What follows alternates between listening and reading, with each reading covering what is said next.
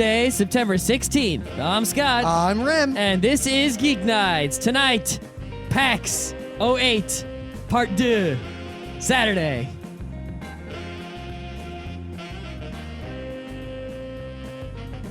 Let's do this. Once again, it's a Tuesday night, and once again, we're talking about PAX. What we would have done the previous week if I had not been ill, and what we would have done, I guess, right after PAX if it weren't for the fact that it took us more than an hour just to talk about Friday at PAX. It's just... We're not going to do news. We're going to do things of the day, but I think we really have to just get right into this. All I want to say is that if we were doing news, I would talk about the crazy DRM in Spore. But we're not doing a news, so I'm not going to talk about it. We were talking about Saturday at the Penny Arcade Expo 2008.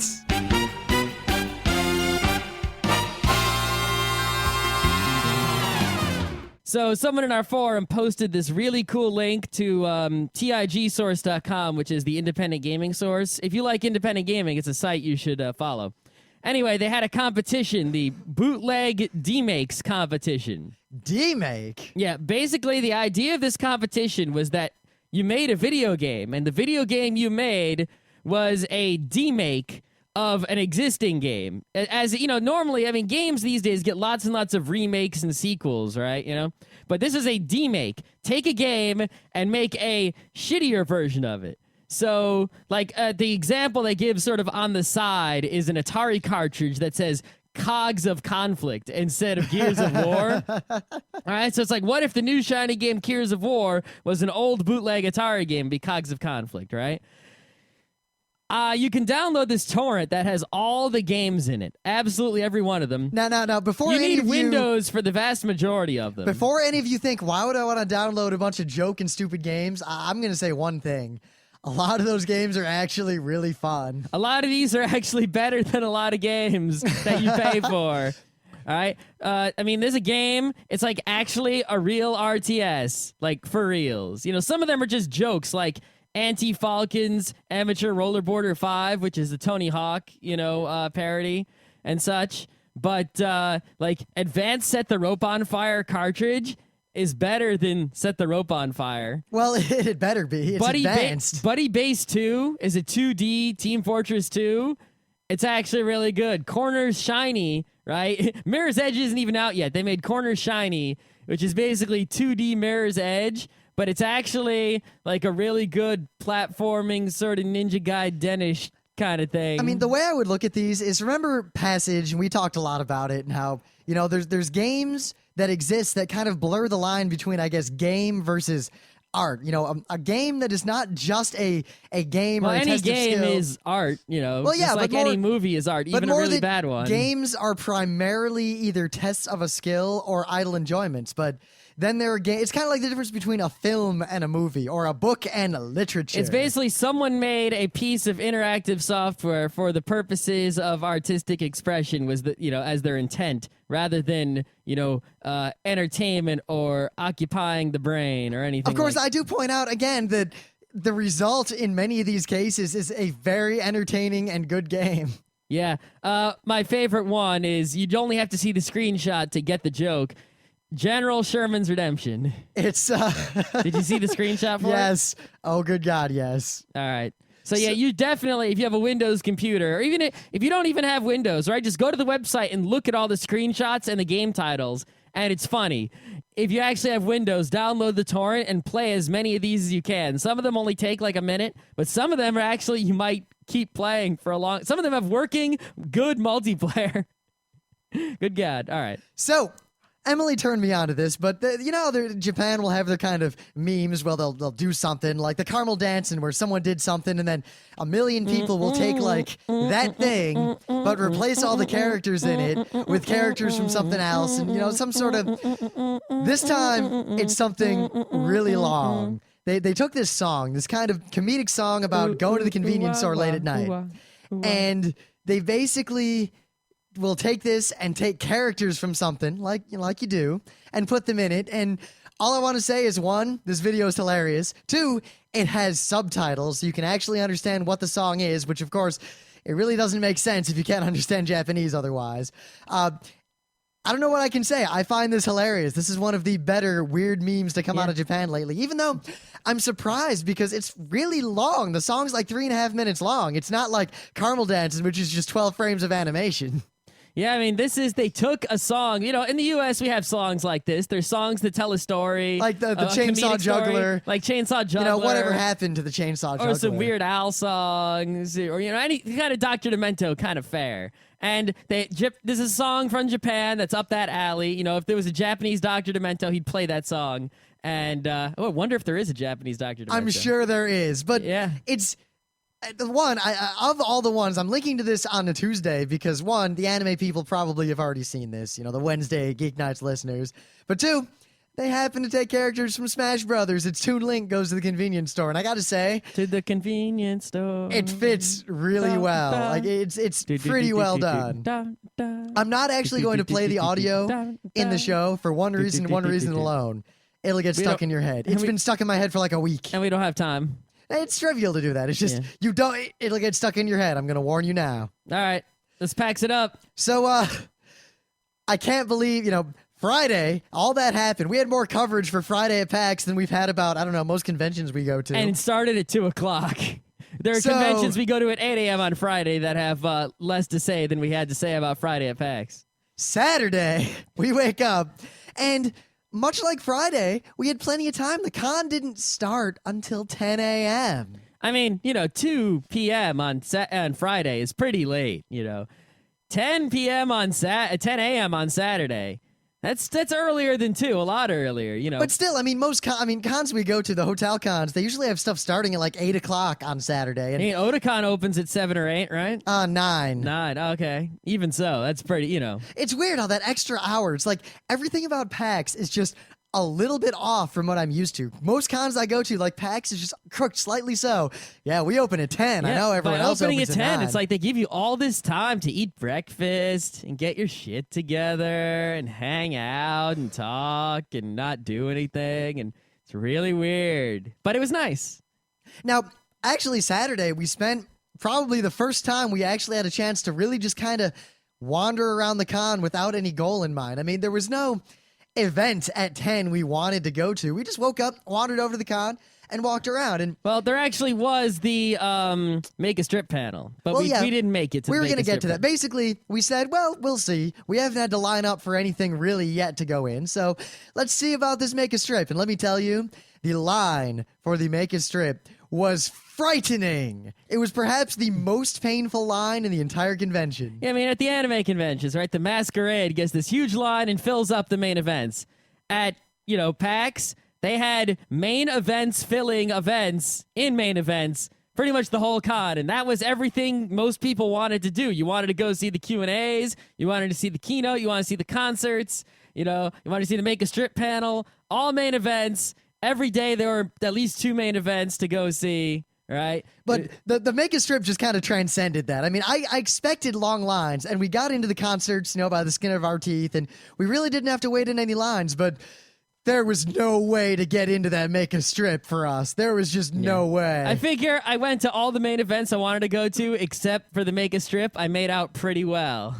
Yeah, I was expecting thinking I was going to be lucky going to one of them because of the insane lines required, but I went to all of them but once. That's pretty good. Yep, so pretty much we just kind of wandered around the con. Now, the thing that was really kind of cool was that because the convention center is really tall, there was basically this kind of long, upward angled thoroughfare where you'd go up escalator to all these different levels. And then around on the corner on the other side, there was the same thing kind of going back down. Yeah, there was like a north lobby. There was like a north end of the convention center and a south end, and they were almost separate convention centers. Like, to get from one to the other was like, ooh. And then it's sort of like the dark world and the light world almost. And now, it seemed like each side had a tower of escalators going up and down with multiple floors. And this is really why so many people could be at PAX, and yet it didn't feel nearly as crowded as like Katsucon or Otakon or even Kineticon. Well, Saturday Kineticon. Is that like there was so much space associated with the con that just happened to be there. Like pretty much the whole ground floor, there was nothing con down there at all. It was just like restaurants and the big mall area. And the thing is, that was all effectively, as far as PAX was concerned, convention space. If the con was just going on down there, even though PAX had nothing to do with it. Yeah, it's just people all over the building, no matter what part of the building it was, except for the one part where there was another convention. And there was just this constant stream of people. People were, it's kind of like every con where people are walking, but there were just so many people going up and down. The escalators were just a sea of people and moving. the escalators worked the whole time. I can't believe they never that. broke at all. I'm trying to figure out why. Because they're modern escalators. Things in the West are new. Things in the East are old. You know when our escalators were made? Actually, they were all rebuilt not that long ago, at the BCC at least. East Coast escalator repairmen suck. That's all I got to say. No, I think there's a little bit more to it. I think the crowd and the dynamic of, like, people... Not fat? No, definitely not that. I think what it is that anime conventions in general seem to have people move around more than they did at PAX because there are more events going on all over the place at different times. And at the same time, for many people, depending on what you're into, less to do at any given point. So people tend to walk around and walk back and forth a lot. But here at PAX, everyone who was walking was on their way somewhere, and then when they got there, they stopped and did something. It you didn't see a lot of people just wandering aimlessly. Yeah, a lot of people at Rukon wander aimlessly, to look at cosplay or to be in cosplay, and I do think the cosplay has a lot to do with it. Yeah, that's the other thing. Remember, no cosplayers. There were there were plenty of cosplayers. No, there was effectively no cosplay. In that, when you were just walking around, there was no one getting in your way taking pictures. No one would stop and go, "Oh my God, look at that cosplay." So as a result, the crowds just moved. Yeah, there were people in costume, plenty of them. It wasn't, the majority. It was, maybe... It wasn't even the minority. It was like 5%. Yeah, it's 5%. Not even. If you looked around at any given point in time, you would see one or two costumes, depending on where you were and how many people were around. Of course, even then, I use that term loosely because a lot of the costumes were basically just a guy in a Captain Hammer t-shirt. Yeah, but the costumes never got in the way. The cosplay had no effect on the con. You wouldn't have, there was none of the things that cosplay does to a convention were happening. But I think part of that was just because there was so little cosplay. Yep. I mean, if there had been a ton of people in costume and an equal number of people trying to take pictures of people, then PAX would have ground to a grinding, blistering, horrible halt. Probably. But, there wasn't really, despite all the space that held people, there weren't that many places to go. It seems like there were a small number of high-quality places to be at any given point. Yeah, I mean, where could you go? You go to main events, right? You can go to the exhibition hall. You can go to the PC room. You can go to the console rooms. You can go to one of the 4 tiny panel rooms. You can go to the annex. You can go to the DS lounge. Oh, don't forget, in the annex, on the 3rd floor, we were mystified by this. Remember, on level 3, there's the Serpent Theater, and right next to it was the Mystery Space. Mystery Space. You want to talk about the Mystery Space? We talked about it on the other show. It was actually just kind of this lame. It wasn't really that lame, but it was a marketing ploy by someone. You go and do these puzzles, and there was a guy chained up who looked like Jesus, answered like riddles and all these mini games, and it was a lot of little kids were hanging out there. Yeah, it was all right. That kind of thing. If I was 5 years younger, that thing would have been awesome. Well, the thing is, at the same time, I would have turned the Mystery Space into an idea we had that we're probably not going to talk about this show. Yeah. We have an idea. There's one thing that was lacking from PAX. If you can't figure it out, you'll find out in a future episode. All right. But, we got all these places, and we decided, all right, let's go check out every possible thing. So we actually went over to the console free play area, which is something I never do at gaming cons. For some reason, I just have no desire when I'm at a gaming con to walk into a room with a bunch of consoles and play Smash Brothers, which seems like that's what most people do. Yeah, it's like I could play Smash Brothers at home. I have friends. I own the game. Why do I want to spend my precious convention time playing it against people 10,000 times better than me? And I know I'm not going to build it. It's not, it's like I'm not one of those people who does. Some people don't want to play against someone better than them because they don't like to lose. I don't like to play against people that much better than me because there's no way I can build skill. I just die immediately. If there was a way I could get better by sitting there and playing and playing and playing, I'd do it. But I can't, mostly because you can't just keep sitting there and playing and playing. It's loser walks at a convention, because everyone's trying to get more people want time on the machine than there is time on the machine. So I don't tend to do those sorts of things. Well, part of it, too, is that you walk into any average, gaming room, and there's like the consoles with the right games that there's a line and people playing them constantly. And then there's always the other consoles with games people don't really care that much about. They just kind of sit there. One guy walks up, plays for 2 minutes, walks away. Someone else walks up, pokes at it, walks away. PAX, once again, has transcended, and they did something that I never really see. Well, first of all, I was amazed that the console free play rooms, there were a bunch of them, right, on 2 different floors, I think. But they were very, very small. I think if you took them all and put them in one room, it would have been smaller than Otacon's video game room. Oh, by much far. Smaller. By far. It was wicked small. Otakon has 10 times the console gaming of PAX. Yeah, it was crazy. But yet, I mean, Katsucon has a lot more console gaming than PAX. But yet, you finally walk into these to see what the deal is, and I noticed that any console that's not being played, there's not only no one at it, there's no game in it.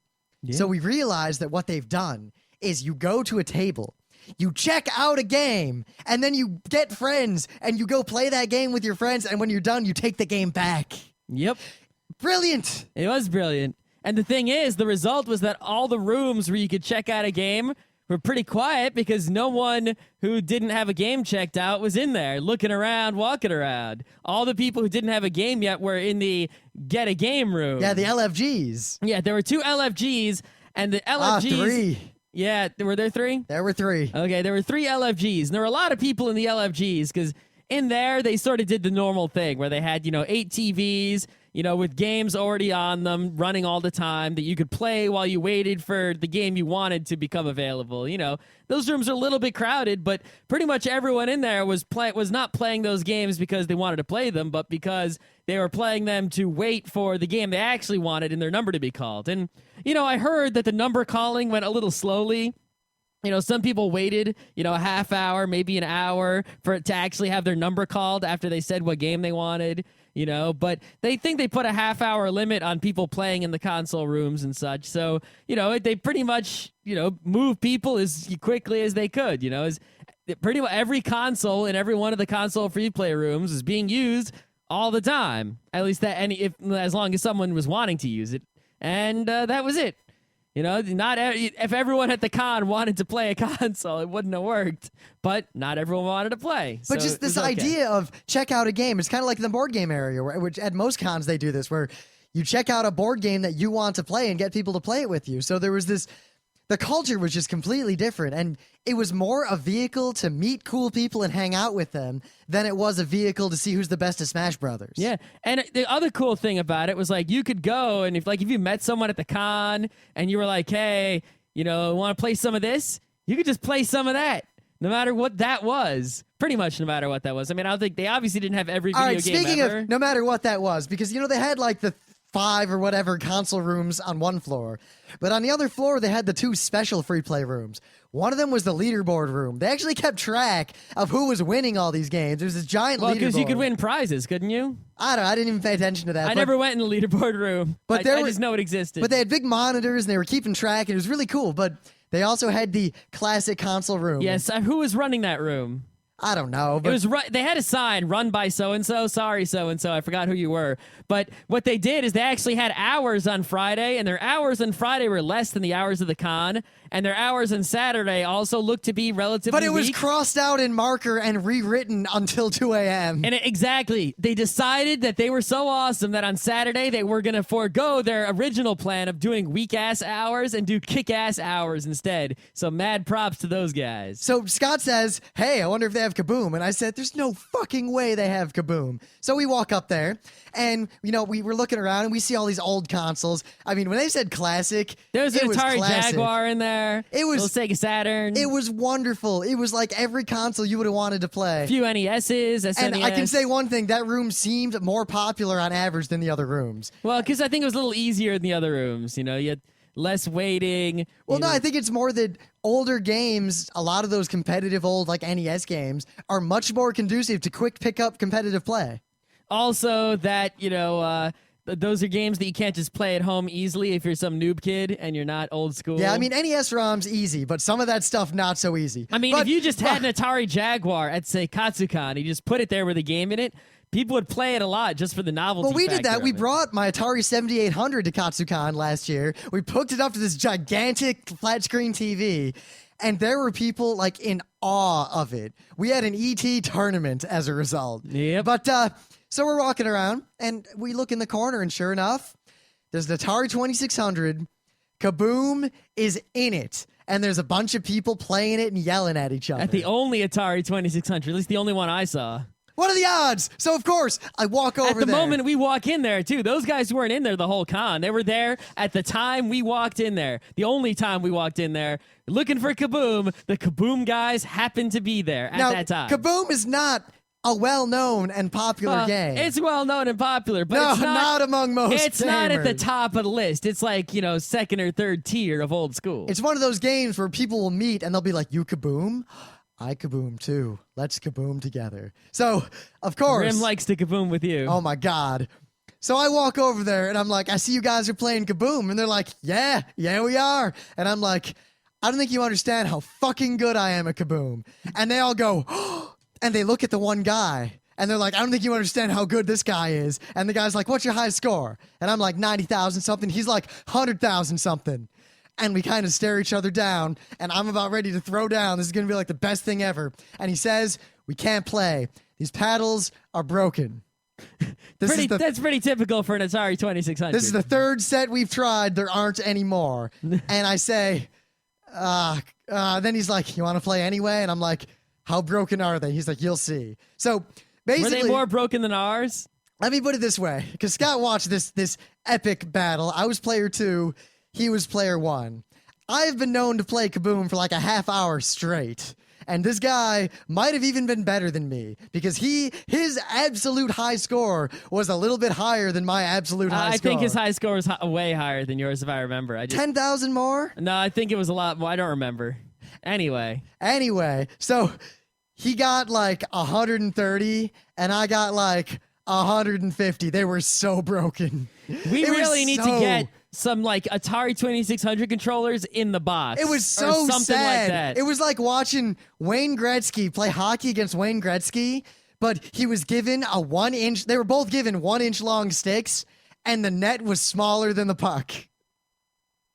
Yeah, that's basically what it felt like. It was real sad. But at least I shook hands with the only person I've ever met in my entire life, other than my father, who had a chance of beating me at Kaboom. I was excited. I didn't have a business card, so Kaboom guy, if you happen to hear this at all, drop me a line. I will totally make sure we have a tournament. I see on eBay, this guy claims Atari 2600, quote, jitter-free paddles. Work fab. Oh, whatever. I figured out. I actually cracked open a third-party one, so I'm just going to buff that thing. I think it'll work fine. Here's another new set of paddles, right? New, they say, in box. But just think about the magic of PAX. What are the odds that I ran into the one awesome dude at Kaboom and his posse of shit-talking friends when I am ready with my shit-talking friend to bust out some Kaboom? Yeah, it's good times. If only Mega Man 2 is competitive. We should make competitive Mega Man 2. We should. All right. So, I want to take a point because I said the Serpent Theater, and, our panel was in the Wolfman Theater. The theaters all had names. The Wolfman, the Serpent, I don't remember what the other ones were. I got him. Give me a second. The Raven and the Serpent, Walrus. Raven, Walrus, Serpent, Wolfman. So, I was curious about that because when we originally got our letter about, hey, you guys are going to do this panel, it just said, auxiliary theater or whatever, and it gave me a room number. And then apparently at some point, the rooms all got names. And someone asked about that at the Q&A. And I believe the answer that Tycho gave when Gabe said, yeah, where did those names come from? He was like, yeah, I kind of just decided they should have names, so I kind of named them all. At the last second. Yeah. On his own. So thus we got to perform in the Wolfman Theater. They should have put a big Wolfman up there or something. I don't know, because to the geek, it's the Wolfman. But to the people in my office, when I told them I'm doing this panel, it was the Wolfman. Yeah. Like Marv Wolfman. I don't even know who that is. That's a comic book writer. He's not, I don't like him, but other people. What do you write? Like Teen Titans and such. Yeah, but panels, much like everything else being different at PAX, the panels at PAX were handled very differently from panels at any other convention. I think we mentioned this, but they had a gap between every single panel, which was basically the time for the professional panelists to tear down their panel and leave, while the incoming professional panelists set up their panel, so that every single panel began with a crowd walking into people ready to roll. Yeah, there was a 30-minute gap between every single panel. And then they were staggered, so 2 rooms, right, would have panels starting at one time, and then a half hour later, the other rooms would have a panel starting, and then a half hour later, the other panels would have a panel starting. So that way it wasn't, they all start at the same time. And then if you don't like the one you're in, well, there's, 2 others you can go to without missing the beginnings of them. So if you went to, say, Warhammer Online Age of Reckoning at 2:30, I got the schedule open here, right? And you didn't like it, well, you couldn't go to Democratizing Game Development because that also started at 2:30. But you could go get in line for Movie Nerdcore Rising or Make the World Notice, and you'd be all set. Well, see, you might be, except that for the, maybe not the vast majority of panels, but for all the panels that were in any way popular, if you weren't there 45 minutes or more before the event, in line, there was no way you were getting in. Well, some of the panel rooms, like the Serpent Theater, was actually pretty big, and there was a lot of standing room in the back. Like we were standing in the back of that. There was going to be the Will Wheaton panel, but we didn't want to hang around, so we left. But we could have stood in the back for that. Yeah, but at the same time, those panel rooms, because they weren't in dedicated rooms, they were kind of loud, and they were actually kind of difficult to hear the presenters. Yeah, there was the other. What was the other theater? Was it the Raven, I think, or the Walrus? I think it was the Walrus one that had the. It was sort of in a corner next to a DS lounge, just open, completely open, so you could just walk past it and see what was going on. It was pretty much the worst panel room. Like, I would have felt terrible if I was presenting in that room. I'm real glad that wasn't the Wolfman Theater. I would have been pissed. Yeah, because the panel, of course, the panel I saw that were there looked like they would have been really awesome, except for the fact that it was kind of loud. Yeah. Panels need to be in closed rooms with doors. Of course, at the same time, I think next PAX, they're going to have larger panel rooms, because part of the reason they didn't have good panel rooms was that there was that other convention using the top floor of the convention center for no good reason. Yeah. PAX really needed those rooms. But they needed them badly. I mean, by and large, the panels, we didn't get to go, obviously, to any panels.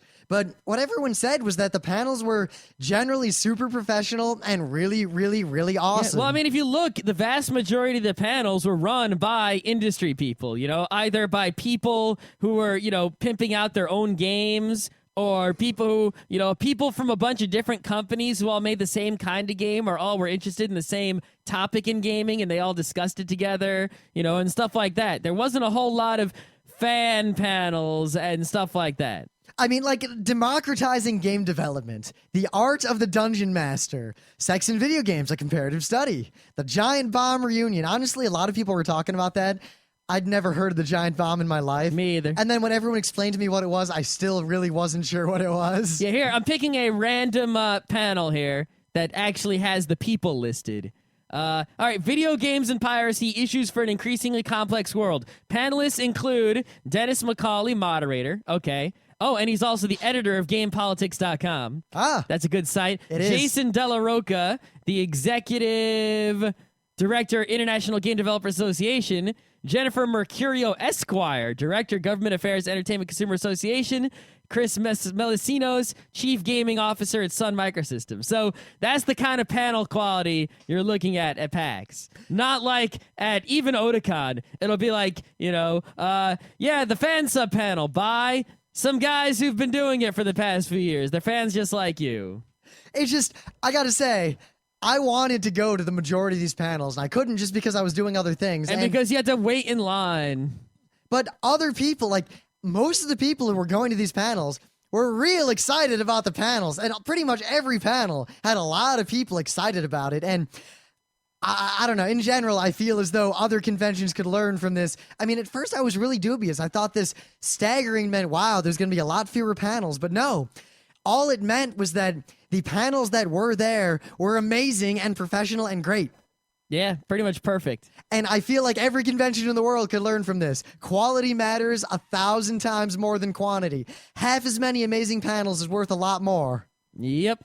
If you have 1 billion panels at your con and everyone has something to do all the time, well, on the one hand, they start to feel worse after a certain point because they're not being able to do things they wanted to do. Right? People are much happier if they get to do the things they want to do. And, if you have less things, even if you have way too many people, we'll just have less things in bigger rooms and such. people will feel a lot better if they can sort of plan out their day. There's only one thing they want to do at any given time, and they get to do it, rather than a million things to do. You know, the quality is questionable. If the quality is not questionable, then no matter what people's decision is, they'll be happy. If people go to a panel and it's no good, and they chose that over another panel, now they'll feel really bad because they chose something bad over something else that might have been good. They don't know. And the one thing I can say is that FRC people who didn't go to PAX, if this is any indication, these are people who by and large do not go to panels at conventions, seemed really interested and or excited in all these panels, and they wish they could have gone just to go to some of them. Yep. And I'll admit, I really wanted to go to I really wanted to go to that the panel right before ours, actually, the Art of the Dungeon Master. Has some WotC peoples on it. Yeah, we actually couldn't get into the room because that panel had a line similar to the line for our panel. Yep. And it was completely full when we showed up, and then they didn't let us in until it let out. And yeah, okay. So, of course, the biggest thing at PAX... Oh, no, shoot. Oh, we should talk about this other thing first, right? So, even though we didn't really go to any panels, we were hanging around a lot, mostly near the Serpent Theater, you know, because it was just sort of open and near the, you know, tabletop gaming annex. And in the Serpent Theater, we happened to see parts of 2 early rounds of the Omegathon. See, I had basically decided, and Scott agreed, there's so much awesome at PAX that we kind of had to pick and choose. But it was picking between like a bunch of awesome options as opposed to picking between a bunch of unknown quantities. So we decided to generally not worry about seeing the Omegathon at all, except for the final round. But we ended up accidentally seeing 2 of the rounds, and they happened to be... We didn't see the whole rounds, but we were standing there for a significant part of some of the rounds. 2 of them specifically. Boom blocks. All I want to say is that green guy got totally hosed, and it totally wasn't his fault. I know. I was basically watching this boom block start, and I can't really tell exactly how it works. I'd never played it, and I would buy it if it was cheaper, but it's still like $45, so fuck that. Basically, the first player threw their block at green. The next player threw at green. Then it was green's turn. Green, failed to throw somehow. I don't know if they didn't know how to play or if there's something with their Wiimote. I don't know, but green failed to make a throw. The fourth player threw at green, and I was just like, this isn't a game. This is just of luck or skill. It's a game of pick on one person. Well, the thing is, the other game of Boom Blocks progressed in a similar way, and, I thought about this a lot, because, I didn't try to be an Omeganaut or anything, and I wondered, how would I be if I was an Omeganaut? Because part of me, when I play board games or video games or anything, especially when there's something on the line as opposed to just prize. Yeah, remember, trip to Tokyo on the line. Be evil. You must be evil. You're not going to win. It's not just I get to laugh at Scott instead of him laughing at me. It's I get to go to Tokyo. None of these people do. Yeah, there's pretty much there's 2 equivalent game theory options in a situation like that. Option number 1, be a dick, do absolutely everything you need to win, don't give a shit, use your skill to your max, win, win, win, win, win, right? The other equivalent strategy is trust that you have enough skill to win when you need to, act like you're not so great, that way people won't gang up on you because you're not so great, they'll gang up on the much stronger player, and use your skill to always stay alive by a hair until the final round where you whip out your full skill. Now, I'm not going to get into the game theory rationale behind this, but that particular round of Boom Blocks, the one Scott was referring to, even though the other one progressed almost the exact same way, was exactly as vicious as I would have been, and it was so cold and calculating, and it proved everything I know about game theory in the real world. The first player chose green and said, I'm going to attack green, and I'll bet they made a very calculated decision. I'm not sure if they knew the other Omeganauts better than we knew the other Omeganauts. But the next player is the one who proved it, because the next player looked at the situation, and remember, from what I gather, the way this round worked was 4 people play boom blocks.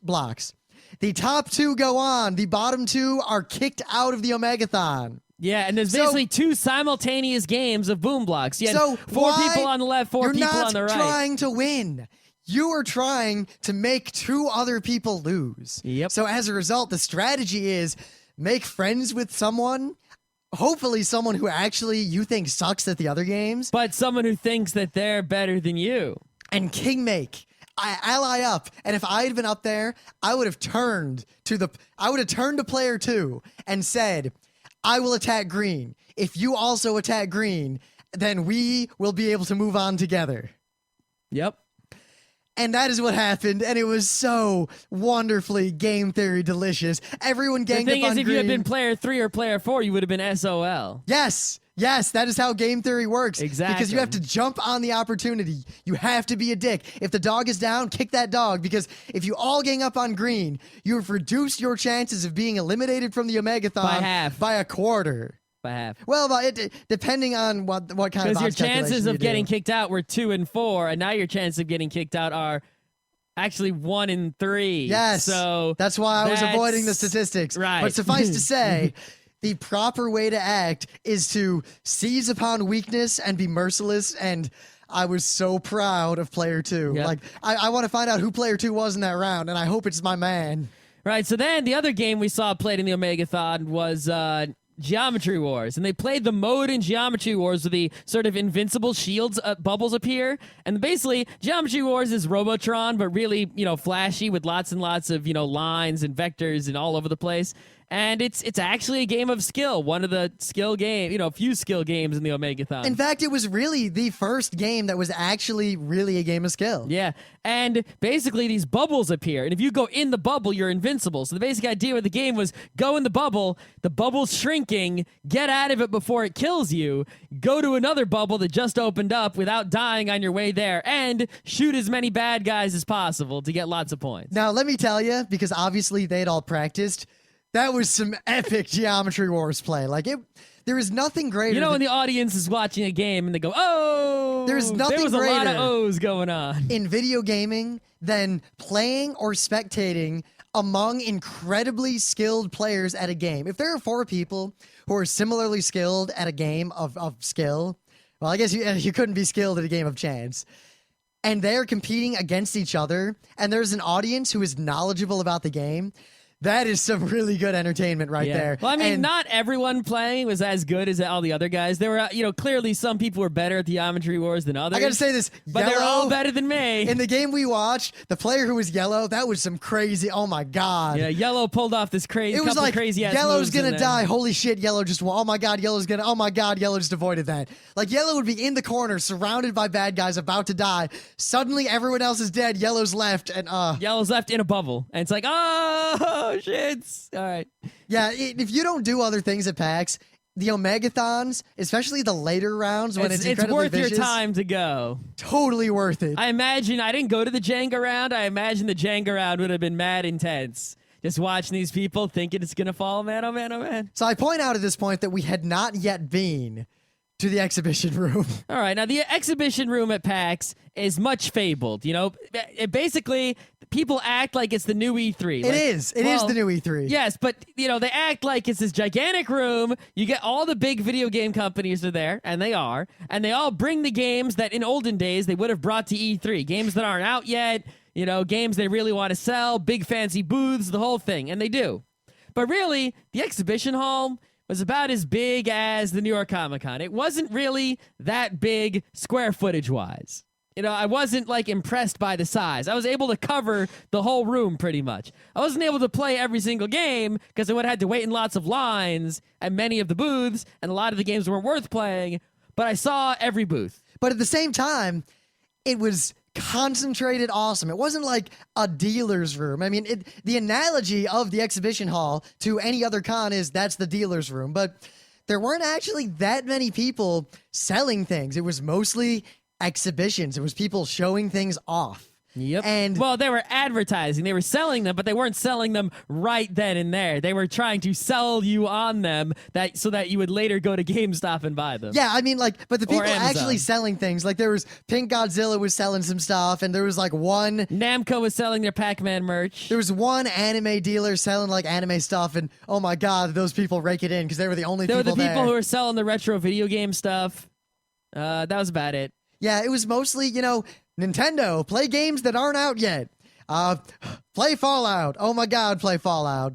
Play Iron Chef DS. Play Shave Left your 4 head. Dead. Oh my god, Left 4 Dead. So, first and Play foremost, StarCraft 2. Oh my god, StarCraft 2. Play World of Warcraft expansion. Oh my god. probably the most sought after booth in this entire exhibition hall, I think, would have been booth 632. the Fallout 3 Well, booth. it's either the Fallout booth or the Left 4 Dead booth. It's a tough call. Tough call. They both had long lines the whole time. While they had similarly long lines, there were a lot more Fallouts to play. So I think there were more people all told. And also, the Fallout booth was the only way to get the Fallout puppet. Not too many people got it. Yes, the Fallout puppet was perhaps the greatest status symbol you could have at that con, other than an all-access badge or an Omegathon shirt. I was going to say Omegathon shirt is a pretty big The status Fallout symbol. puppet was number 3 in terms of standing out in the crowd. Pretty much, yeah. Well, I guess number 4 was being me and Scott. No, just kidding. Nah. No, not even close. No one noticed us at all except for our listeners and people at our panel. Yeah, but all the people at the panel. But anyway, so the Fallout booth, that I don't think you understand there were people in that line. There were people lined up well before the exhibition hall opened on all 3 days to get into the exhibition hall the second it opened in order to line up to then hours later play Fallout 3. That's actually not a bad idea because look, the exhibition hall opens pretty much when the con opens, right? So if you wait in line before the con opens, you're not really losing any con in that line. If you are really early in that line and you get to be really early in the Fallout line, you could play Fallout at maybe 10:05, 10:10 in the morning. And thus, you won't lose any of your con, any significant portion of it, and you'll get to play Fallout. If you had tried to go play Fallout at pretty much any other time, you would have to wait for an hour, maybe half hour to an hour, a long, long time. You would have lost a significant portion of con time to just play this game. So waiting in line before the con to play Fallout or Left 4 Dead or StarCraft 2 was a pretty good idea, and the people doing it were pretty smart. I just didn't want to play those games badly enough to wait in those lines. But I did want to play him. Every time I walked into this room, them, just not I was like that badly. But I'd walk into the room and oh my God, I want to play Fallout. Oh my God, I want to play Fallout. And then I'd see the line, and it's bigger than any line I've ever really wanted to stand in my life. Well, it's not that it was physically large. I mean, it was pretty large. Well, bigger in terms of how long it would take. Exactly. It's because people are playing a game. I'll put it this way. And then they stop, and then one person goes and plays. It's not even that it would have taken that long. It's that the opportunity cost at PAX, what I would have had to... I mean, I waited 4 hours to ride a roller coaster once, but I wasn't missing anything. I was missing other roller coasters that I'd already ridden. At PAX, every second I wasn't doing something and I was standing in line instead, I was missing something. We paid a lot of money to go to Seattle and stay in a hotel. You can't waste a single moment of that incredibly short trip that you used all your vacation days on. But luckily, I will say this. Every single person I talked to who played Fallout was so excited about Fallout that Fallout 3, by the way. Yes, Fallout, not Fallout 1, which was fun when I was young. I tried to play it recently. Let me tell a little story. Fallout 1 is a game I tried to play a long time ago, and then I tried to play it again a year at RIT once, and then I tried to play it very, very recently. The last time Scott Johnson was over our house, he got it on GameTap for me with his account so I could try it again. I did a little better this time, but that is a game that I just cannot play. I just completely fail at that game entirely. I need someone to really help me, or so I don't know. I just can't figure it out. I just die immediately. I can't figure out where I'm going. It's too open-ended. It's not my deal. Maybe Fallout 3 will be a little better for me. Fallout 1 was not. But Anyway. suffice to say, I am real excited about Fallout 3 because I feel like just based on the booth, and if the booth is any indication, and all the other, they know what it was that made Fallout good, and they know what parts of Fallout needed to go away and were just limitations of technology. And I think the game is going to be amazing. But I reserve judgment until I play it. I am more excited about Left 4 Dead. Oh, man, Left 4 Dead. I mean, oh, my God. Now, I knew Valve was making a zombie game. That's what I knew. And I had seen maybe some videos and some screenshots, right? I stood there watching people play a game of Left 4 Dead together, just seeing the people inside the door, waiting at the door that they can't close for the final person to get in the door so they can close it.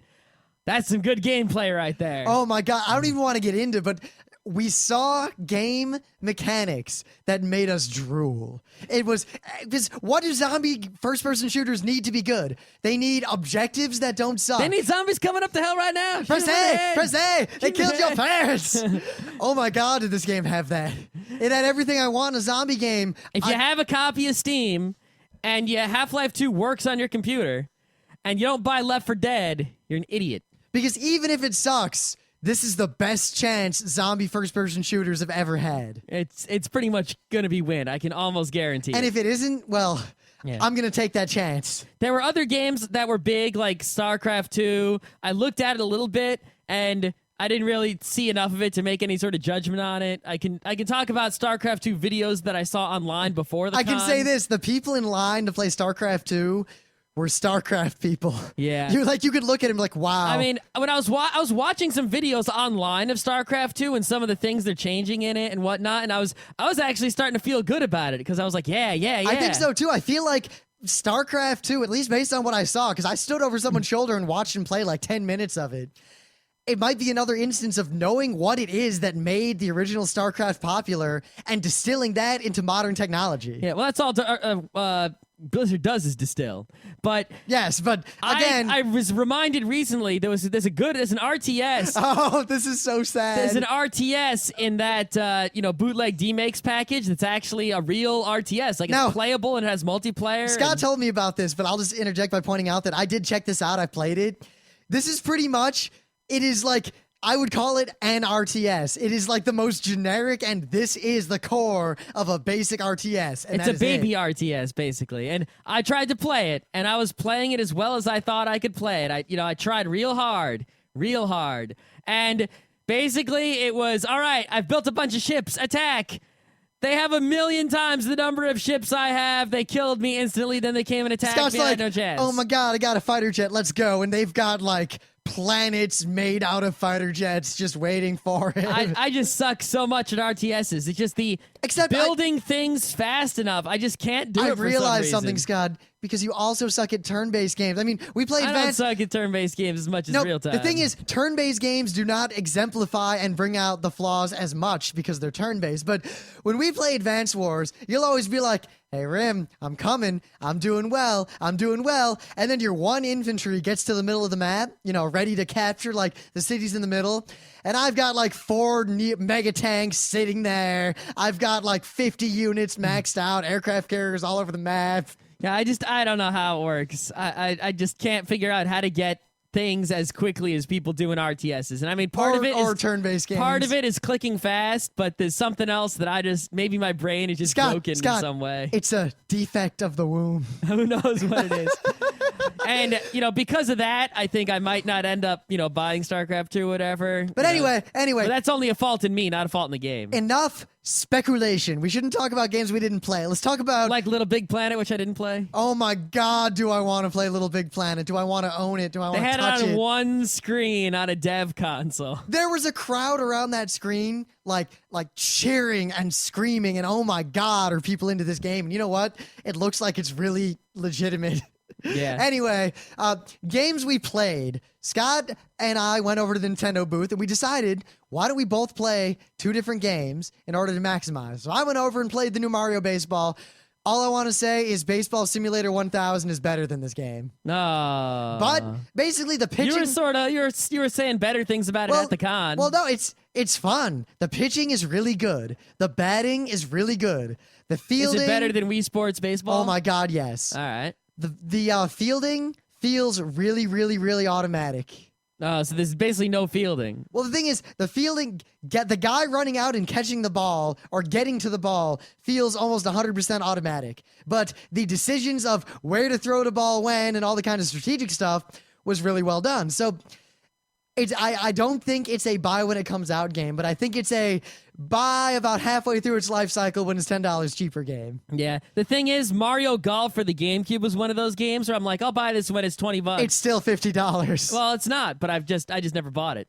Yeah, well, I think the problem is that while I like these games, we don't get enough play out of Mario Soccer, which is a fantastic game. Yeah, we gotta play that. We gotta play that some more. We're gonna play that this weekend. All right, we're playing it. All right. That and we're playing Mario Tennis because once again, there's no way anyone can beat Team Rim and Scott. At least in the front row crew. Mario Tennis is the epic win. Oh my god, I love those games. So yeah, while Rim was playing Mario Baseball, I mean, they had other games there. They had the new Animal Crossing. They had some other games that weren't even made by Nintendo. I forget exactly. The only game I cared about was Wario Shake It. Now, I don't know if people realize listening to this podcast that I am like the Wario fanboy. And I'm not talking about WarioWare.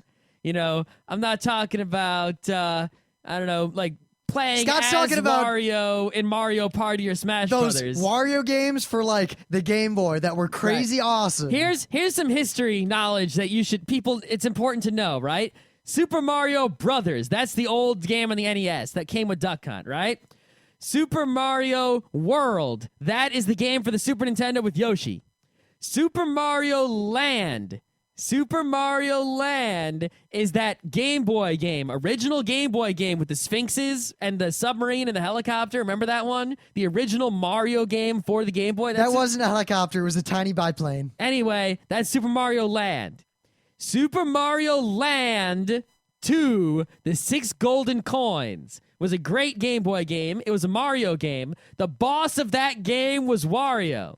The first appearance of Wario was the boss of the 6 golden coins. Super Mario Land 3 was called Wario Land. It was Wario Land 1. All right? People don't realize that Super Mario Land 3 was Wario Land 1. That's the one where you're Wario and there's the genie and the whole thing. Then there was Wario 2, one of the greatest platforming games to ever exist, ever. It came out for Game Boy, but it was also one of those half Game Boy Color, half Game Boy games.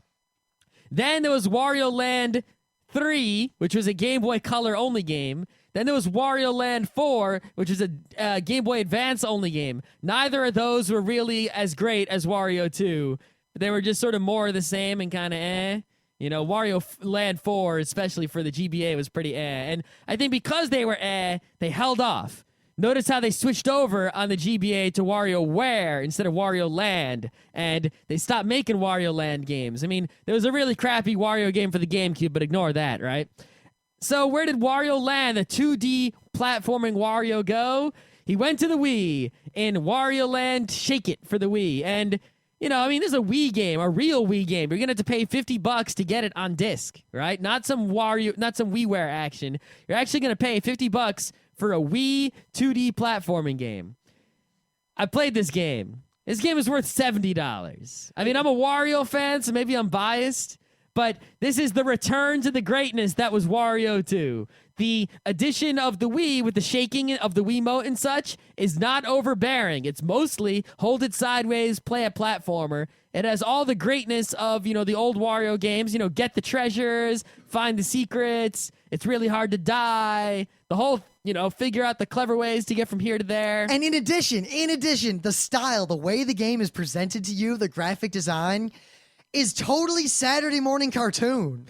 It's totally Wario. If you've ever played any of the Wario Lands 2, 3, or 4, it's exactly like that. Well, except for the fact that technology has allowed it to actually look like a Saturday morning cartoon. Exactly. And it looks fantastic. Like, it's freaking awesome. This is one of the first games on the Wii where I look at it and go, wow, that game looks amazing. Yeah, it has the mechanic from the older Wario games of go to the end of the level, then you sort of have to get back to the beginning of the level before the time runs out. And as soon as you hit the end of the level itself changes. It's like you'll go through the level and there'll be unreachable areas and you have to reach them on the way back. But in the way back, you're in a hurry. And that was a really good mechanic in Wario 3 or 4. I forget which. I think in 4 they had that mechanic. And I'm glad they kept it. It was the only good thing in Wario 4. All right, we probably shouldn't spend a whole bunch of time like we did talking about all the other... There was so much in this room. We should kind of... all right, let's talk about things really quickly. Ready? The rest of this will be an overview. For one, there was a table covered in nothing but rub-on Bomberman tattoos. There were water-on Bomberman temporary tattoos. Same thing. They're little, temporary tattoos. We grabbed a fistful of them and we applied them. I have like 50 of them. Let me tell you, these were some of the highest quality little tattoos ever. If it weren't for the fact that I know tattoos look like crap after a relatively short amount of time being on a person, and they're also kind of indelible, I totally would have gotten the tattoo, that exact same flamey on my bicep, because they were really cool tattoos. Yeah. Also, the Pink Godzilla booth, which we said is one of the booths selling stuff, sold these Japanese DS containers that hold all your DS games. Best DS case ever. I bought one. It holds 4, 8, 12, 16, a whole bunch of DS games in a really small amount of space. There's never been a better DS case. Nope, never. Well, DS game case. Not that I've seen. Razer was there, the company that makes the mouses and such. You know, and we used their mouses, and They weren't as bad as I thought they were. I think they had some of those games set on easy, though, because I was owning hard. Like, it's like I went to their booth and I was playing some FPS I never played before, and I was destroying everybody. Everyone was getting their ass kicked by me. I shot so many people in the back of the head and so many people from far away. I refuse to believe it was the mouse. I mean, it could have been. I think I don't know what it was, but I was killing everybody. I'm kind of thinking about buying one just because. Well, it is your kind of mouse, you know? It is my kind of mouse. It's not my kind of mouse. I am very finicky about my mice. Now, speaking of mice, there was some other company, and they basically were the we're selling gimmicky mice company. They had this gun mouse, basically. It's basically shaped like a gun, like a handgun. Like your hand, you make a fist and you hold your fist just straight forward. You don't turn your wrist over, facing down. And you shoot your palm faces to the left. Like a gun. Yeah. But the thing is, you can also kind of tilt it, and it's got buttons all over the place. But here's the thing that was interesting, because I looked at it, I stood there for like 5 minutes kind of laughing at it. Well, chortling, I guess, and going, hee, this thing is so dumb, just waiting for Scott to finish doing something so I could show it to him. But then we both tried it, and we realized that the sensor, because you can kind of whip it around, and it has this long base going out in front to steady it. The sensor is way up at the front, so you can kind of whip it around like a gun. And I actually, decided to try it out. It was surprisingly really easy to use and cool, and I'd have to try it again, but all I want to say is it impressed me to the point that I'm willing to try it out again. I mean, at first, like, you put your hand on it, and it's like, ugh, weird. But then you start playing this FPS with it, and you're like, all right, I could see, all right, this isn't as stupid as it looks. Maybe there's something to this. I'm dubious, but I wouldn't use it for everyday mousing, but, maybe if there was an FPS that it worked well with, maybe it's, if that's your thing and you got some money to burn. It seemed to work. Yeah, it wasn't as, it looked like the kind of thing that would never work. That was just a gimmick, but it had something to it. All right, so you know that movie Idiocracy? No. Well, in that movie, it's a movie that's up your alley, Scott, but there's an energy drink in that movie. And they had samples of the energy drink to try and drink there's a booth that was basically just drink this energy drink. And as Scott knows, oh, the Brondo? I am the person who will go up to any energy drink and try it. And let me tell you, I didn't get to try it because they ran out right away. Yeah, geniuses come to PAX with not enough product for people to drink. But speaking of Idiocracy, there was a booth. I'm not going to dignify the game by saying what game it was. If you were willing to shave your head and have the name of the game written on the back. No, they didn't write the name of the game. They just wrote the word hell on the back of your head. Yeah. But basically, if they shaved your head, they would give you a copy of the game. Well, what they did is they gave you a pre-order for the game so that later you would get the game when it came out. A surprising number of people shaved their heads for this game. I think a lot of them were people who shaved their heads anyway, and it's basically they have a barber there. You sat down, they shaved your head, and they put the word hell on the back of your head, and then they gave you a pre-order for this game, so you got the game for free. From what I found out, the barber basically was paid to sit there all day shaving heads. Yeah. Oh, well, whatever. And I heard that there was only one barber. Yeah. There's that one booth I mentioned that sold really, really retro stuff. They had some really, really retro stuff. Like retro stuff the likes of which you will not see anywhere else. Yes. It was all for sale, which is unbelievable. It was the kind of stuff that I usually see as a museum piece, but it was just there for sale for about what you would expect. Yep. What else is going on? Oh, there's a booth that sells the PAX merch and all Penny Arcade merch. It was gigantic. Yeah, it was a pretty big booth, and there were 2 lines, so you could go to either side of it. We were stupid. We saw a line for it. We're like, yeah, we'll go back later. We came back later. The PAX shirts were sold out. They sold out of PAX shirts. I was like, fuck. Every single one of them in every size was sold out relatively I think that they should early. just ask your t-shirt size when you get a badge, and they should just give one to everybody. Even if they raise the badge price. And raise the price to make everyone pay for one. I'd be fine with that. That'd be pretty cool, actually. Yeah, I think and then that's make pre-registering the only way to get a shirt. Exactly. Yeah. I found Iron Chef DS. I played it. It was kind of okay. It was just Cooking Mama, only with an Iron Chef America theme on it. It was kind of fun. I played a little bit. I played. Let me put it this way: it was kind of fun, but the versus mechanic, the mechanic of the game, was very, very clever, and I'll leave it at that. Yeah, there was a Red Riding Hood DS game. I don't remember exactly what it was, But like, was it like kill zombies? it was something? yeah, it was like shoot zombies, you're Red Riding Hood or some crap. It was fucked up, and I tried to play it, and like I couldn't figure out the controls. They were so screwy. And the person demoing it seemed to know there was a problem because apparently a lot of people are having trouble with this. And she was like, "Do you need me to show you how to play?" And I'm like, "No, I'm gonna figure it out." And no, it was not a. Don't buy it. Don't bother.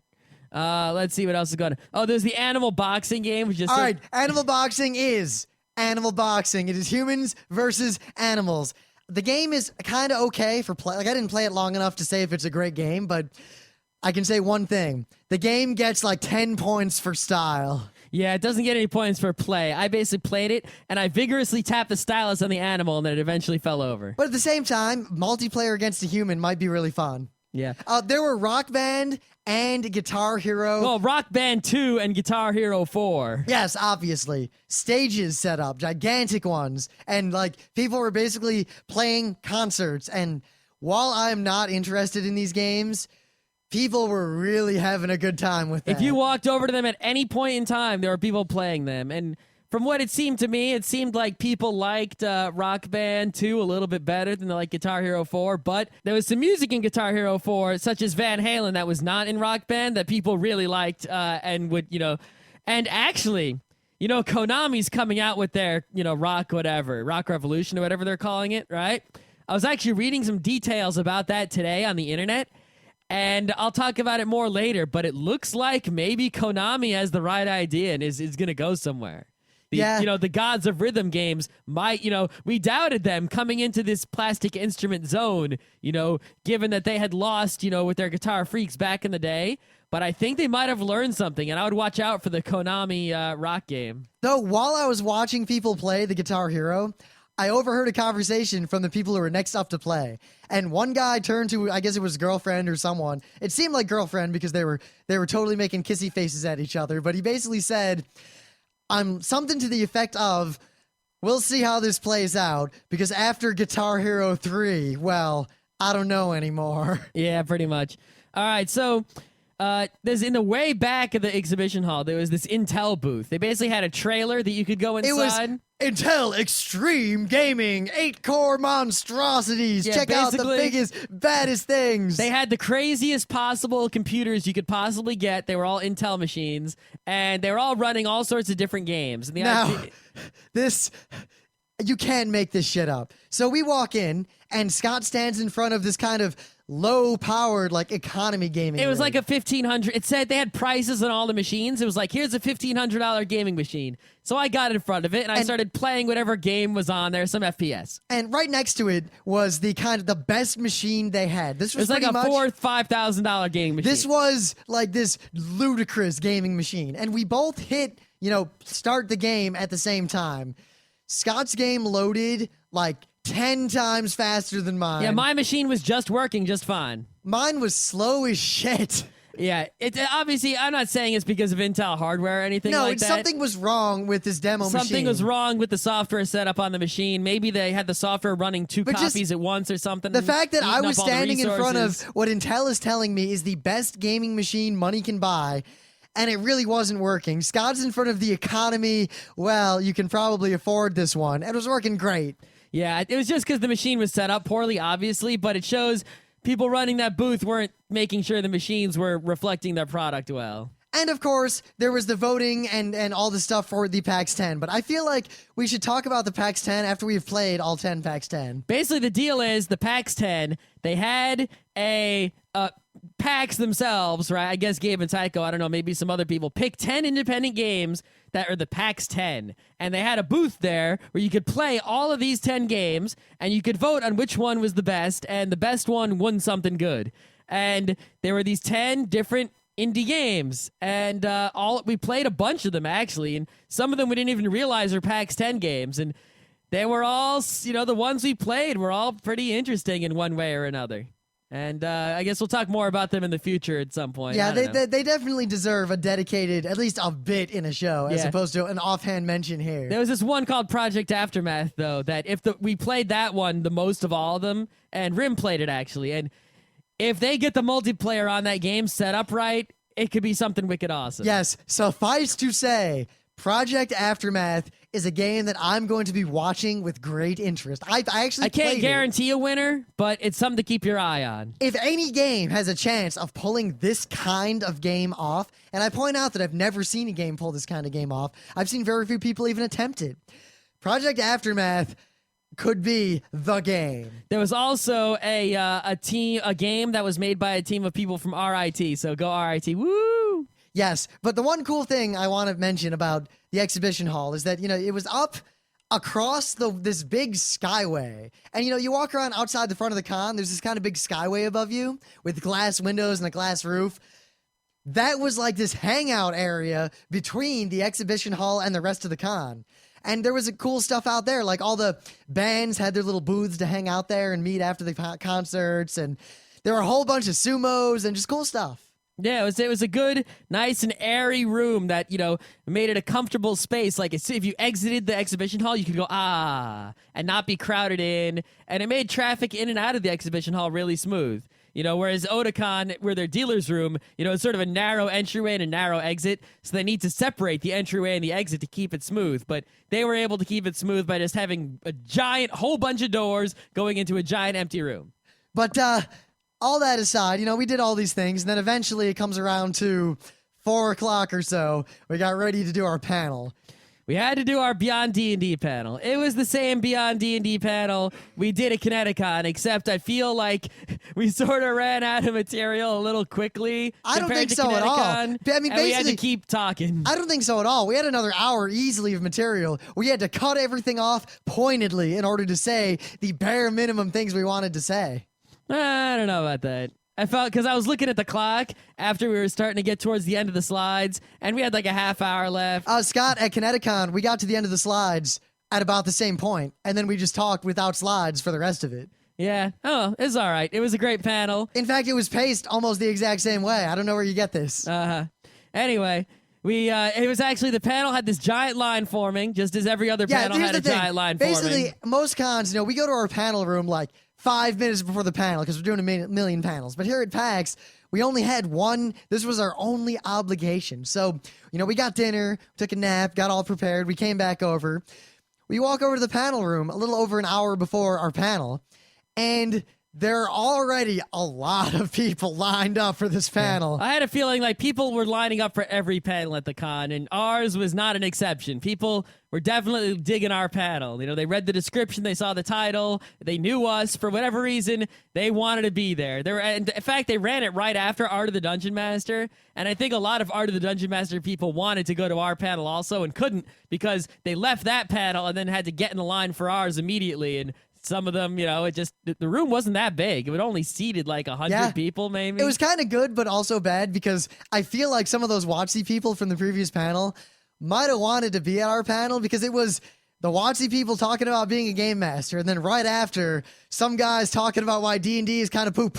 Yeah. I looked around online, for feedback of our panel. There was actually quite a bit. And everyone was saying good things, but one guy said, yeah, you guys basically spent the whole time saying D&D sucks, but no, really, it doesn't, which we kind of did a little bit. It's just we really tried to avoid doing that, but it's hard because D&D is the reference point everyone has to go by, so you have to keep using it to compare to, and thus it seems like you're saying it's poop, but really, the thing is, we were saying D&D isn't poop, it's different. Well, what we said that it seems like most people got was that for role-playing, D&D really is poop. Yeah. If you want to role play, there's no reason to use D&D. Role play as per the definition of role playing, which we defined at the beginning of the panel. If you want to role play as in play a role in a collaborative storytelling environment, D&D provides almost nothing for that. But anyway, less than nothing. That was our panel. And, we did this panel, and the panel went over amazingly well. We had Luke Crane and Jared Sorensen. We had to get them in because they didn't show up early enough. Basically, Luke Crane calls me. He's like,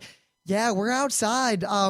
They're not going to let us in. They're telling us that there's no room. And I was like, I motioned to the staffer, and the staffer's like, And I motioned, and I'm like, all right, tell him you're with me. I'm waving to him right now. And they let these two in. We gave them seats at the front. And there was nothing cooler than doing a panel that is so heavily influenced by two people who have so much to do with the indie role-playing game scene. And there was a point of the panel where we said something, and they looked at each other, and one of them was like, huh? It's like, oh. And they start nodding and like thinking like, oh, no. I feel like we might have given them some minor insight. Maybe. Also, it's good when you start, talking about a dude's game, because when Luke Crane talks about his own game, he does his little Luke Crane dance. He's like, yeah. So when I was talking, like, let's say you want to climb Mount Everest, right? That takes 8 dice. Your climbing skill is 4. That means 8 of your 4 dice need to show up. That's the kind of awesome thing there is in Burning Wheel. Luke Crane is like, and he starts doing there. his little dance, and I'm like, yeah, I made him do his little dance. And when I said the words, my aunt is an abass, I think he about lost it. Yeah. So you're doing good when you can entertain the guy who made something by talking about the thing he made. I mean, imagine if you went and you were talking about Super Mario Brothers, and Miyamoto was sitting there, and you start talking about Mario Brothers, and all the things you say, he's like, yeah, he's got it right. Oh yeah, what's up? But whereas I don't think Miyamoto would be like that. He'd be like, we basically, with 1 minute to go, had to say, oh my God, we're out of time. We talked a whole bunch real quick and got a whole bunch more out there. And then, basically, we took the entire crowd and said, all right, kids, you want more? Follow us. And the scary thing is, everyone tried to follow us. Pretty much the vast majority of that room tried to follow us. So thus, chaos ensued as me and Jared Sorensen have like this gaggle of 20 people following us. I have a gaggle, and Luke Crane has a third gaggle. So we're 3 gaggles. Basically, Gaga. We got these crowds. We realized, we can't deal with this. Because what happened was, the annex where all the tabletop gaming was going on, it had people the whole weekend. But there were always plenty of open tables, right? And we figured we could just go over there and get some. After our panel, it just happened to be the exact moment when every single table was full. It just happened to be that time. So we get in our 3 ragged gangs of ruffians to the annex, and we've lost about 40 people along the way, but we still have a very large and very eager crowd. And we discover that there aren't any free tables, and it's just a giant clusterfuck. So while we're trying to figure out what to do, a Penny Arcade enforcer walks over and says, all right, guys, what do you need?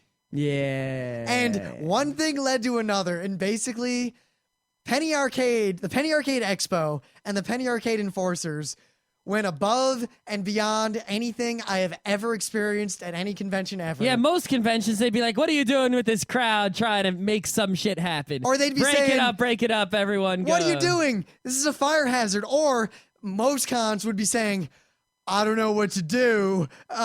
Basically, all these PAX enforcers converged, discussed, spread out.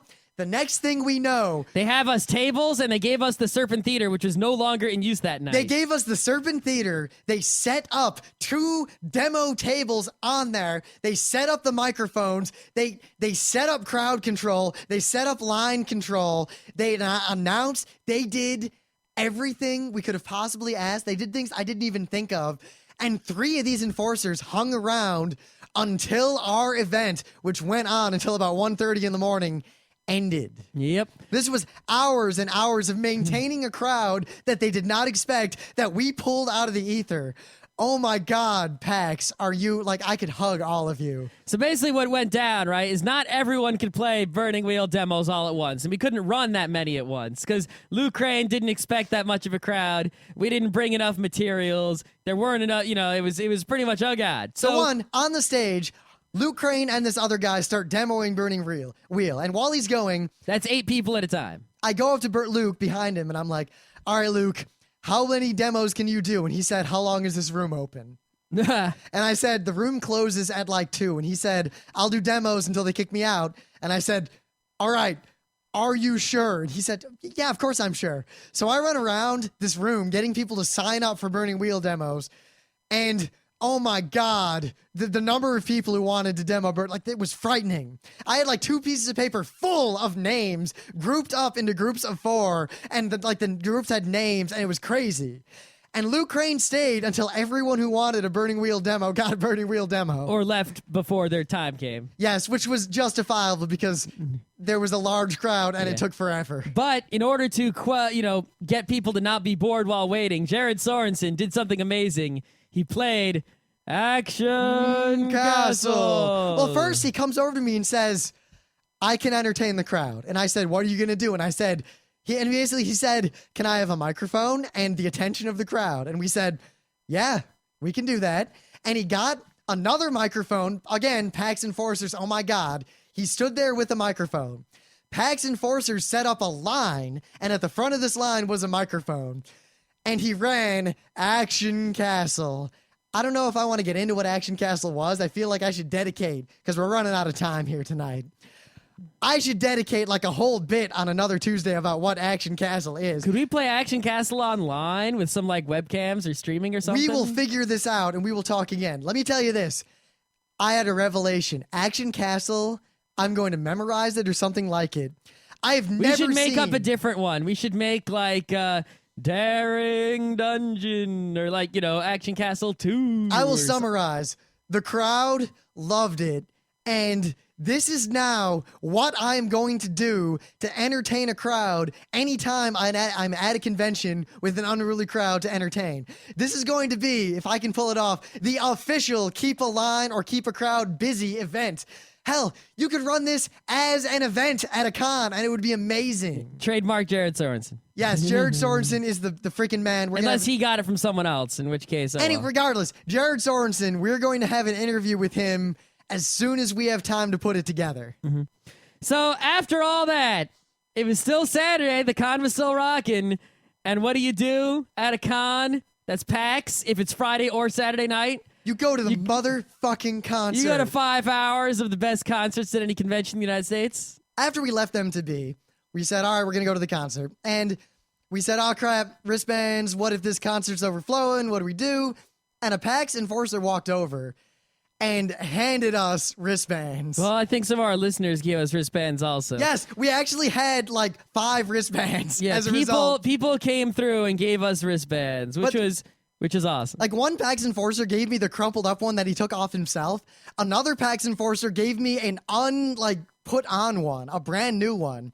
And listeners gave us some. So thus armed, we walked over to the concert. And once again, at PAX, you can pretty much just walk into any concert after it starts. Yeah, pretty much. You don't have to worry about getting the wristbands. If you want to see the concert, you'll see it. Even with that many people, even with you're going to see the concert, don't worry about it. And again, we said that last time. The secret, walk into the room, walk all the way around the back, all the way to the left, and then scooch in, and you'll be like right up front. Yeah, at least, if PAX is still in the same room layout next time.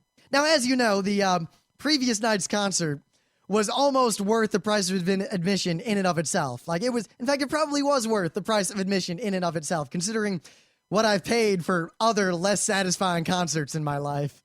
But I was real excited about this one because I had never heard 2 of these bands at all. And I was a huge fan of the other 2 acts. Yeah, so it's like, well, I love 2 of these, and I don't know 2 of these. All right, at the worst, it's half awesome. So we wander into the beginning of Anamanaguchi. Is that how you pronounce it? I don't know. Basically, these guys were no older than we were. And they did the typical rock out video game music thing, that, is done by such bands as Arm Cannon, Entertainment System, et cetera, et cetera, et cetera. And they were pretty much right in line with that, and just as good as all the other ones. Yeah, the crowd got really into it. It was really fun. I don't have much more to say, but you guys rule, and it was a good show. Yeah, I wasn't sitting there going, "Oh, get off the stage," which means good concert. But while that was well and good, then comes forth from the darkness, the darkest of the hillside thickets. Now, right, the name of the band is, quote, "The Darkest of the Hillside Thickets." End of name. I'm not gonna mince words. They are a Lovecraftian themed metal band. You really don't need to say more than that, do you?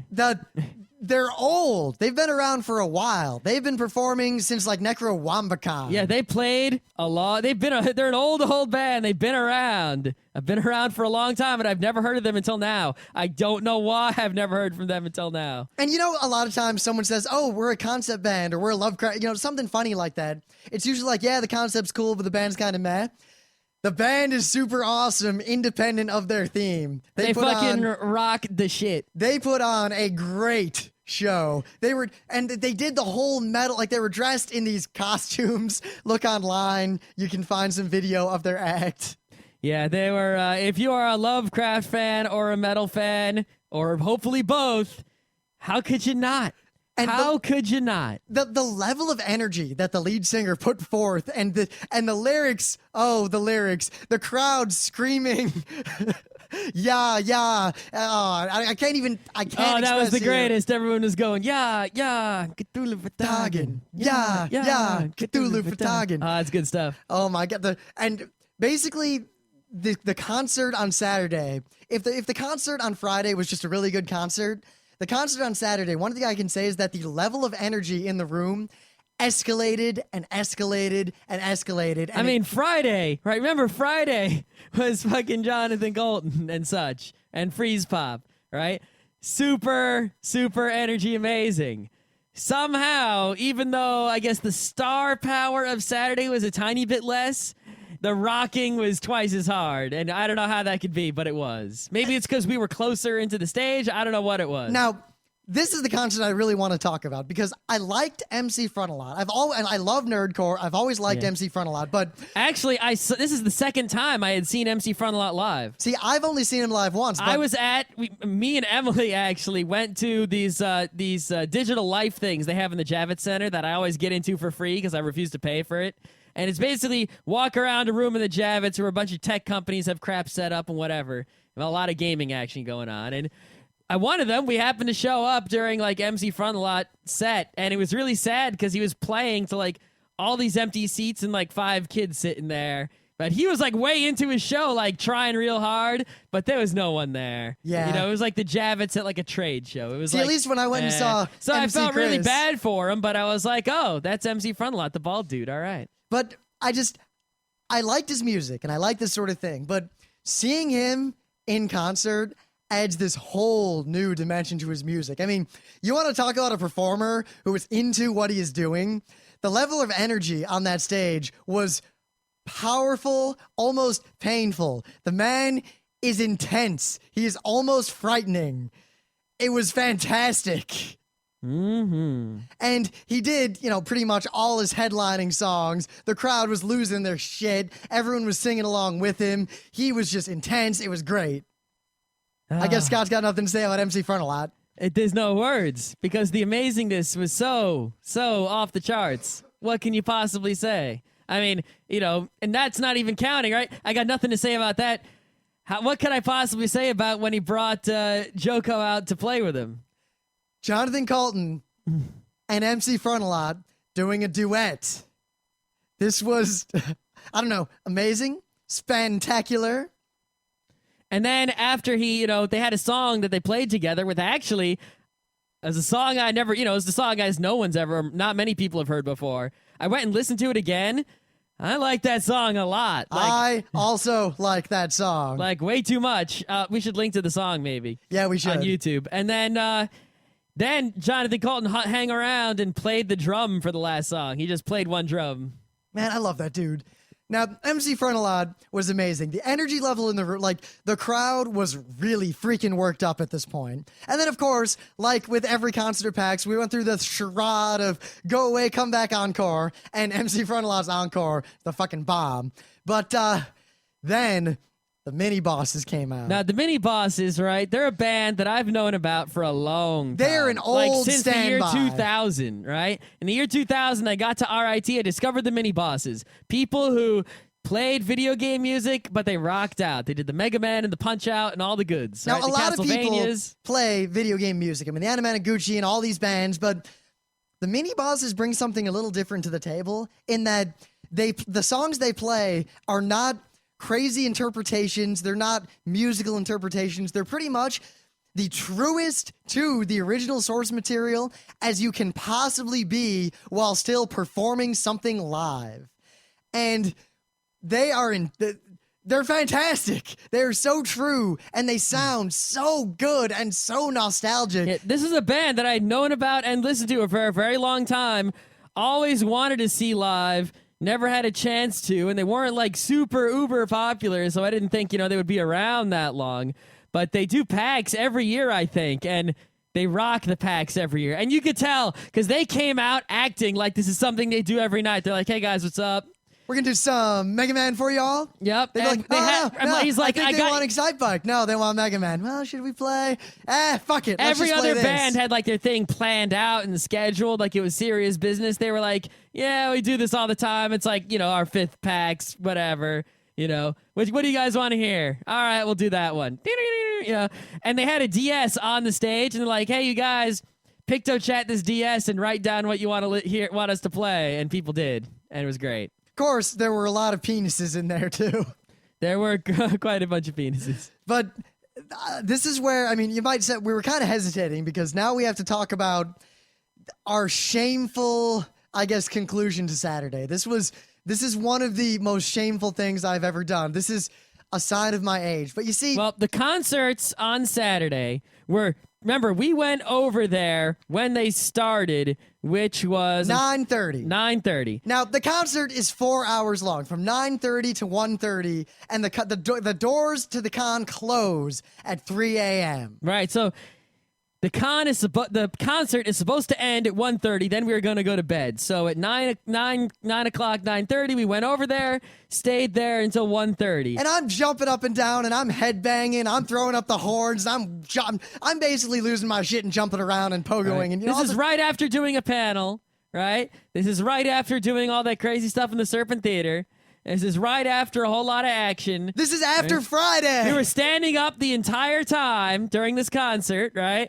And every band during the entire concert, every single one, had like 1 or 2 encores. It was a shtick. Just everyone did them, right? MC Bronlot even came out and he was like, he came out for his encore right away pretty much, leaving no suspense. And he's like, oh, what gave it away? The large number of encores already performed at concerts this weekend. So... I'm headbanging to like the 11th or 12th song of the mini bosses, and I start to lose it. I feel like, wait a minute. It's like 2:30 in the morning. See, no, but not even. I don't know what time it is. I'm thinking, whoa, I'm having an old man moment here. I gotta go to bed. Oh my god. So I'm like, all right, the concert's gotta end soon. And I look at my cell phone, and it says like 2:30. And I look at Scott, and I point at it. He's like, and we're both. I know neither one of us wanted to admit that I we could were have stayed there the whole time. I could have, but really, I was in such a state where I my brain wasn't processing the music fully. I was not getting out of it what I should have been. And at this point, we realized they're not stopping. Yeah, they weren't acting like, all right, they're wrapping it up soon. It was like they acted. The way their demeanor was like. We're in the middle. We're in this, we didn't even start yet. We're playing until you were kicked out with us. Yeah. So, now, many times in my life, at anime conventions, at gaming conventions, at a Linux convention, at concerts, I have made the decision to leave an event, to leave a concert before it ended, and it's usually an informed decision. It is the decision of... While I could stay, I'm going to sacrifice the last hour or last half hour or last whatever of this event in order to sleep so that I can do more the next day. Like, it was always a decision, and I could have stayed. At 2:32 a.m. on Sunday morning at the Penny Arcade Expo 2008, in the middle of the Mini Bosses concert, I realized I could not go on. I realized that I could not stay to the end. I would have had to go to the back of the room and sit down and possibly fall asleep. For the first time in my life, I was defeated. This has never happened to me before. I felt like I was 1,000 years old. And as I walked out of the room with Scott, and there were like a handful of other I would have people. just stayed, but Rim wanted to leave, and then I just sort of acquiesced. Yes, basically, it's not like Scott was the trooper saying, man, Rim, fuck you, but we should go. Scott was like, it's kind of like the Jenga that's teetering. And I looked at it, and I went, whew, and it fell right over. Yeah. So we walk out, this walk of shame, and as I look back, the energy of the room has not diminished at all. I am just older than I used to be. Even though the average age of PAX is more our age than young fun kids. But at the same time, as I walked out, I saw other people our age, and I saw one person who I'm pretty sure was younger than me, also on their way out. Also, I point out, they have one good thing about PAX is that the concerts are general admission. If people don't realize this because they don't go to concerts and you're a bunch of nerds, I know some of you, right? Yes, there are no chairs except in the very back. Exactly. General admission just means it's a floor in front of the stage and you walk out there and you can just walk around except where there's people already standing, and then you can't walk there because of the laws of physics. Seating means seats, right? Well, at Otakon and such, the concerts have seats right up to the front, and it's sort of bleh, because what can you do? You stand up in front of your seat and you dance, and you sit down and you can't see, and then you stand up in front of your seat and you dance a little bit. General admission is what concerts are about. If your concert doesn't have general admission, that ruins even like the best band in the world. It kind of sucks. And basically at PAX, they have general admission, but they have seats in the back of the room, like 2 rows of seats in the way back, so you can sit if you want. And it works out. Most of the time, those seats are about half full. When I walked out of that room at 2:30 a.m., the seats were 100% full. 100%. Yes. Now, seeing that and seeing other people who also left the concert before 3 in the goddamn morning, I felt a little bit younger. But I still felt like I was 100 years old. And when I go back to that hotel room and I fell immediately to sleep, I mean immediately, like I literally laid down and I woke up and it was the next day and it was time to go back to the con. But I've never felt as old in my life as I felt walking out of the end of that concert. I was defeated. And I think at that point... That's the end of Saturday at PAX. Thus... Saturday. I'll at least say this. We're not going to do an entire dedicated Tuesday to Sunday. We're going to talk about some other stuff the next time we talk about PAX. But next time we have a Tuesday episode. I think our coverage of PAX is going to be 3 nights long. There's no way to avoid it because I have a lot to say about what happened on Sunday. I'm kind of excited. I want to talk about it now, but we've been going a while.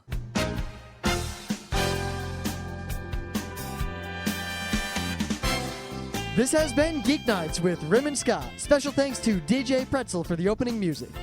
Be sure to visit our website at www.frontrowcrew.com, where you'll find show notes, links, our awesome forum, a link to our Frapper map, and links to all the RSS feeds. We say feeds plural because Geeknights airs 4 nights a week, covering 4 different brands of geekery. Mondays are science and technology. Tuesdays, we have video games, board games, and RPGs. Wednesdays are anime, manga, comic nights. And Thursdays are the catch-alls for various rants and tomfoolery. You can send us feedback by email to geeknights@frontrowcrew.com. Or you can send audio feedback via Audio. Just click the link that says Send Me an Audio on the right side of our website. If you like what you hear, you can catch the last 100 episodes in iTunes or in your favorite podcatcher. For the complete archives, visit the website, which has everything. Geeknights is distributed under a Creative Commons Attribution Non-Commercial Share-alike 2.5 license. This means you can do whatever you want with it as long as you give us credit, don't make money, and share it in kind. Geeknights is recorded live with no studio and no audience. But unlike those other late shows, it's actually recorded at night.